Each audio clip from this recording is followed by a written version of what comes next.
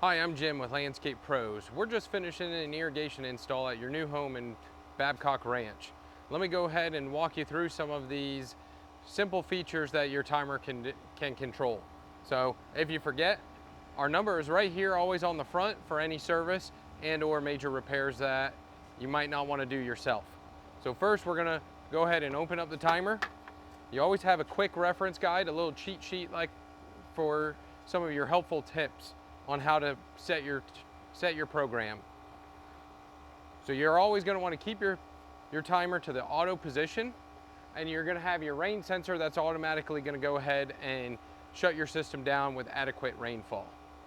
We're going to want to keep your system programmed for 2 days a week and an average run time of 45 to 60 minutes for your large rotor zones and an average run time of 10 to 20 minutes for your spray zones. So to go ahead and set your watering days, you're going to move your dial over to set watering days, and it's going to illuminate what days you want to water. You're going to simply move your next arrow, and then you're going to hit your up arrow for the days that you want it to run. You're going to want to make sure that your rain sensor is on the active position, and we can go ahead and we can set everything back to auto. Now your system is set and ready to run. If you want to shut your system off, go ahead and just turn that dial to the off position. If you want to go ahead and run a test cycle, you can go ahead and hold that button down right there, and it's going to go ahead and turn everything on. During some of our dry months, what we're going to want to do to increase the volume and the run time, instead of going in and changing multiple zones at one time, we're going to turn our dial right there to seasonal adjustment. And instead of it running at 100%, we're going to increase that to 120%. And if it's a really dry month, we might increase it to 130%.